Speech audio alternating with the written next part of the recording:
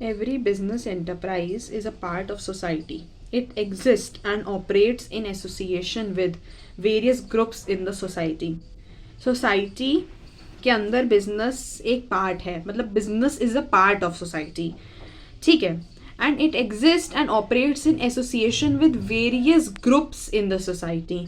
मतलब वो एसोसिएटेड रहता है with various groups in the society. मतलब वो कस्टमर्स के साथ भी एसोसिएटेड रहता है, सप्लायर्स के साथ भी रहता है, कॉम्पिटिटर्स के साथ भी रहता है, बैंक के साथ भी.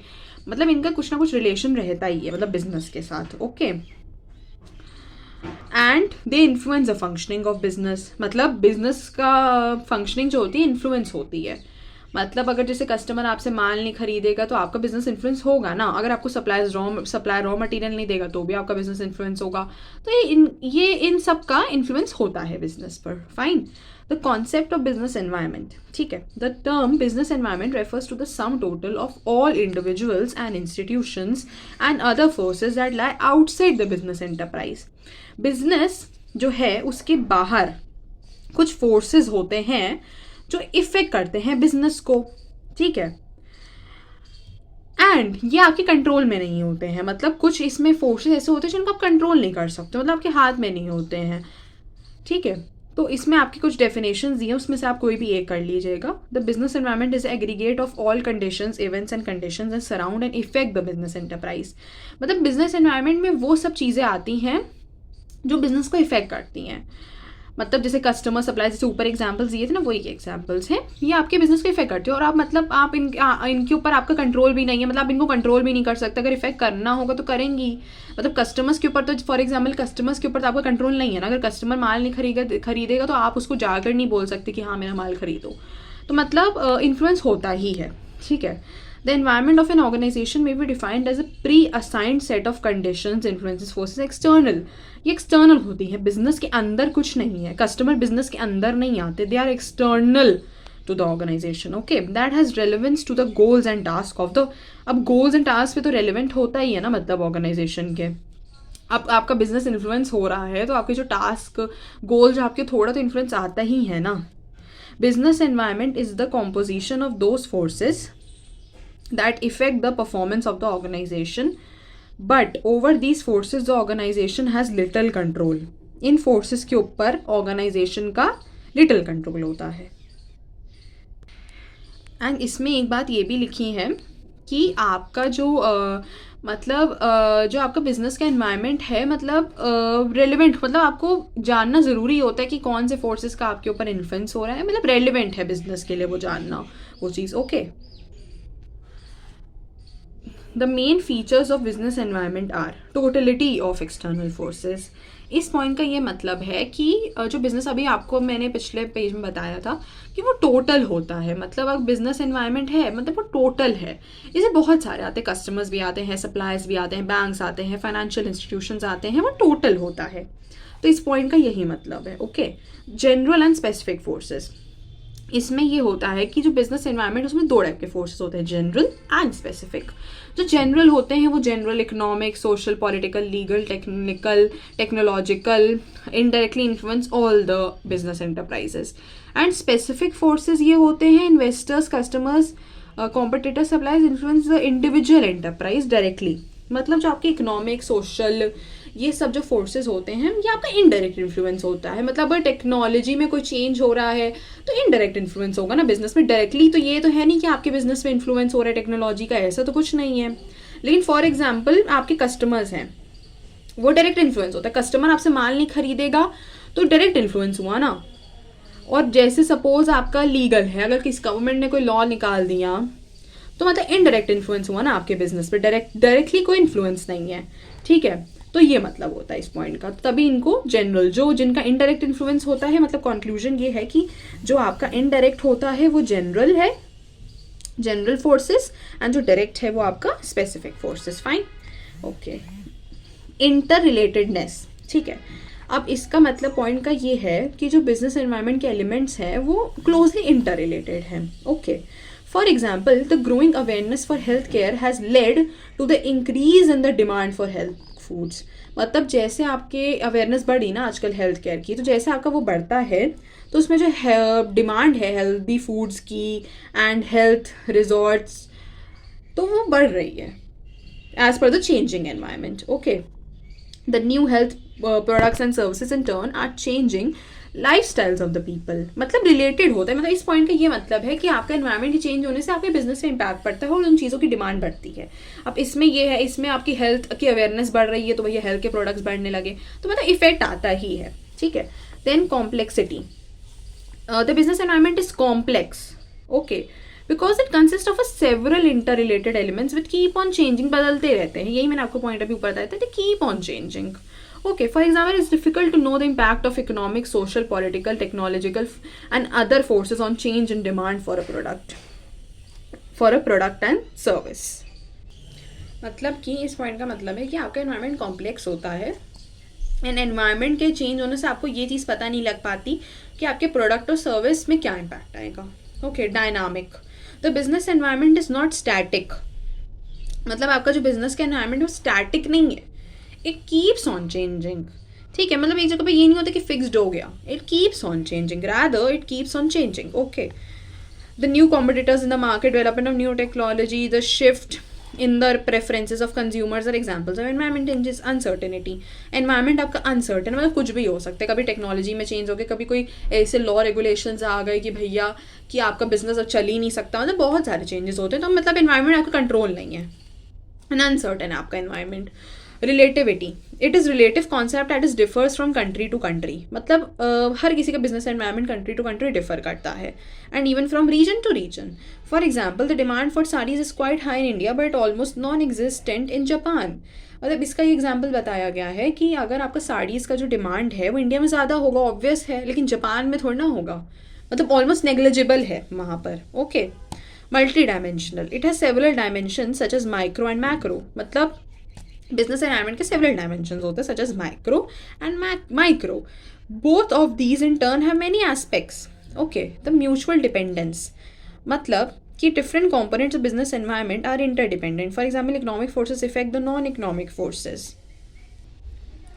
Diversity, business environment is multi facet और डाइवर्स इन नेचर। मतलब डाइवर्स है, मतलब स्प्रेडेड है। ओके, नॉन कंट्रोलेबल, ये आपका इन फोर्सेस पे आपका कंट्रोल नहीं है। ठीक है, फिर आप ये रीड कर लीजिएगा एक बार। ठीक है, ओके। फिर next come to the importance of business environment. Business environment आपके लिए बहुत इंपॉर्टेंट है। आपको इसमें यह लाइक पॉइंट है एनवायरमेंटल स्कैनिंग, मतलब आपको एनवायरनमेंट को स्कैन करना होता है और आपको देखना होता है कि आपके प्रोडक्ट्स पर एनवायरनमेंट का क्या इम्पैक्ट होगा। मतलब एनवायरनमेंट आपके कंट्रोल में नहीं है, मतलब आप एनवायरनमेंट कोई भी चेंजेस हो रहे हैं, कुछ भी हो रहा है, आप उन पर कंट्रोल नहीं रख सकते। तो मतलब आपको एनवायरनमेंट को देखना पड़ता है कि आपका प्रोडक्ट में क्या उस पर इफेक्ट पड़ेगा, आपके एनवायरनमेंट की चीज़ों पे क्या इफेक्ट पड़ेगा, मतलब बहुत चीज़ें आपको देखनी पड़ती हैं। तो उसको बोलते हैं एनवायरनमेंट स्कैनिंग, मतलब नॉलेज आपको होनी चाहिए। तो इसमें यही सब पॉइंट्स लिखे हैं, एग्जाम्पल्स लिखे हैं, इनको आप रीड कर सकते हैं एक बार। ठीक है, फिर मेन पार्ट पर आते हैं। डायरेक्ट बेनिफिट्स ऑफ अंडरस्टैंडिंग, मतलब क्या बेनिफिट होता है अगर आप एनवायरनमेंट को समझोगे तो उसका क्या बेनिफिट होगा आपके ऊपर। ठीक है, द फर्स्ट मूवर एडवांटेज, अगर आप एनवायरनमेंट को समझते हो तो उसका आपके ऊपर ये एडवांटेज होगा कि आपको फर्स्ट मूवर एडवांटेज मिल सकता है। मतलब अगर सपोज हमने एनवायरनमेंट को समझ के रखा है, अब कुछ लोग हैं जैसे सपोज फॉर एग्जांपल जियो ने ये सोच लिया कि मतलब फिर आगे चलकर मतलब 5G का मतलब रहेगा, तो इसलिए जो जियो है उसको फर्स्ट मूवर एडवांटेज मिला। मतलब उसको पता लग गया था कि आगे चल के लोग 5G ज़्यादा इस्तेमाल करेंगे। तो अब 5G जैसे जियो ने लॉन्च कर दिया है, तो जो 4G है एंड जो 3G मतलब अब बहुत कम लोग यूज़ करते हैं, अब मोस्टली हर कोई 5G यूज़ करता है, तो उसको फर्स्ट मूवर एडवांटेज मिला है जियो को। बिजनेस एनवायरनमेंट को देखने से ये भी एक आइडिया लगता है आपको, मतलब आपको कुछ चीज़ों में सिग्नल अर्ली मिल जाता है, मतलब कोई चीज़ें ऐसी आपको पता लग जाती है जो आपको पहले से ही वॉर्न कर देती हैं। मतलब कि जैसे for example, the new firms entered in the mid segment cars thread, Maruti Udyog increase the production of its Esteem threefold The increase in production enabled the company to make the faster delivery. As a result, the company captured a substantial share in the market and become leader. मतलब इसका ये मतलब हुआ कि कुछ चीज़ें आपको ऐसी पता लग जाती हैं, तो कुछ वॉर्न कर देती हैं आपको चीज़ें कि आप उनको पहले से इम्प्रूव कर लो वरना बाद में आपको प्रॉब्लम होगी. तो वैसे ही मारुति उद्योग के साथ हुआ.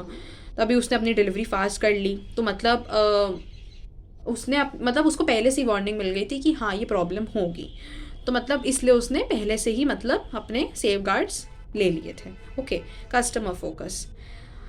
बिजनेस एनवायरनमेंट से makes the management sensitive to the changing needs. मतलब आपको कस्टमर्स के बारे में पता लग जाता है कि उनकी नीड्स क्या हैं, मतलब क्या चीज़ वो प्रेफर करते हैं. तो मतलब बिजनेस एनवायरनमेंट को स्कैन करने से आपको ये सब चीज़ों की नॉलेज हो जाती है. Okay, strategy formulation. Environment scanning से ये होता है आप स्ट्रैटेजी फॉर्मुलेट कर पाते हो. For example, ITC realise that there is a vast scope for growth in travel and tourism industry. मतलब ITC ने ये चीज़ रियलाइज़ की कि भैया ट्रैवल एंड टूरिज्म में बहुत ज़्यादा स्कोप है. And the government is keen to promote this industry because of the employment potential. With the help of this knowledge, the ITC planned new hotels both in India and abroad. तो मतलब उसने एक strategy formulate कर ली और इसलिए उसने फिर hotels भी इस्टेब्लिश कर लिए. मतलब उसको पता लग गया ना कि आजकल ये चीज़ का मतलब बहुत ज़्यादा है ट्रैवल एंड टूरिज्म का, एंड गवर्नमेंट उसको प्रमोट भी करती है. तो उसको वो चीज़ का आइडिया लग गया, तो उसने ये चीज़ की अपॉर्चुनिटी ग्रैब कर ली. Okay, coping with change. अब जैसा आपका एनवायरनमेंट चेंज हो रहा है आपको उस हिसाब से चेंज ही होना पड़ेगा. अब जैसे नोकिया है, उसने अपने एनवायरनमेंट मतलब उसने खुद को चेंज नहीं किया as per the changing environment. मतलब वही पुराना फ़ोन, मतलब बटन वाला, मतलब उसने आपको चेंज नहीं किया as per the changing environment. मतलब लोग स्क्रीन टच फ़ोन पर मतलब उस साइड जा रहे थे, लेकिन नोकिया ने अपने आप को चेंज नहीं किया, इसलिए वो आउटडेटेड हो गया. तो मतलब आपको कॉपी करना पड़ता है with the changes in the changing environment. Okay, the public image. A business firm can improve its image by showing that it is sensitive to the environment and responsive to the aspirations of the public. इससे ये होता है कि जो business अपनी image को improve कर लेता है जब वो एनवायरनमेंट के लिए सेंसिटिव होता है. Continuous learning. Environment analysis serves as a broad-based ongoing education for business executives. It keeps them in touch with the changing scenario as a never caught unaware. मतलब जो आपका एनवायरनमेंट चेंज होता है, जैसे आपसे एक लर्निंग मिलती है. अगर आप कंटिन्यूसली स्कैन करोगे, देखोगे एनवायरनमेंट में क्या चल रहा है, तो आपको कुछ ना कुछ नॉलेज ही मिलती है, ताकि आप कुछ मतलब साथ में चेंज होते रहो as per the changing environment. मतलब ये नहीं रह जाए कि आप आउटडेटेड हो जाओ. मतलब आपको पता होना चाहिए कि एनवायरनमेंट में क्या चल रहा है. फिर डायमेंशंस 2 तरीके की होती हैं, micro and macro.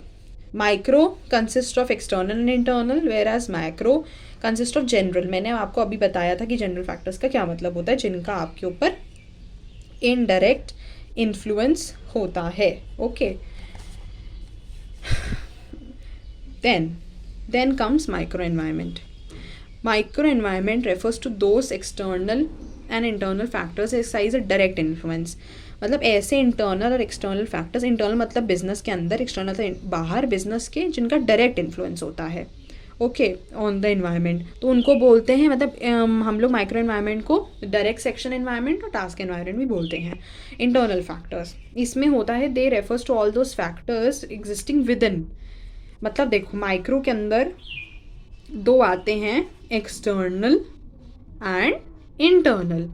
And micro वो फैक्टर्स होते हैं जिनका डायरेक्ट इन्फ्लुएंस होता है, वेयर एज मैक्रो का मतलब होता है जिनका इनडायरेक्ट इन्फ्लुएंस होता है. एंड उसमें आते हैं सोशियो इकोनॉमिकल, पॉलिटिकल एंड ये सब चीज़ें. ओके, तो एक बार आप ये रीड कर लीजिएगा, इसमें ऐसा कुछ नहीं है, बस मतलब इंटरनल एनवायरनमेंट की डेफिनेशन है, ठीक है. उसके बाद आप ये रीड कर लीजिएगा, एग्जांपल्स वगैरह हैं. फिर स्ट्रेंथ की डेफिनेशन दी हुई है, it is an inherent capability. मतलब बिजनेस के अंदर ये कैपेबिलिटी इनहेरेंट है of an enterprise which can be use to gain strategic advantage over the competitors. मतलब आपको एडवांटेज मिल सकता है कॉम्पिटिटर्स से, मतलब जो आपके अंदर ये स्ट्रेंथ है. अब जैसे फॉर एग्जांपल जो वॉलमार्ट है, उसकी स्ट्रेंथ ये है कि भैया मतलब उसकी कॉस्ट कम होती है, मतलब उसकी कॉस्ट भी कम होती है, एंड उसके जो स्टोर्स हैं बहुत ज़्यादा हैं. तो ये उसका एक एडवांटेज है, मतलब उसकी स्ट्रेंथ है ये एक, मतलब उसके अंदर एक कैपेबिलिटी है. ओके, वीकनेस मतलब लिमिटेशन, मतलब ये आपकी वीकनेस होती है of the enterprise which creates a strategic disadvantage. Okay, weakness के एग्जाम्पल में आपका ये आ सकता है, फॉर एग्जाम्पल किसी बिजनेस के पास फंड्स नहीं है, तो उसकी वो वीकनेस हुई कि उसके पास फंड्स नहीं है, वो मतलब बिजनेस को चलाने के लिए, तो उसकी वो वीकनेस है, मतलब वो एक लिमिटेशन है उसका.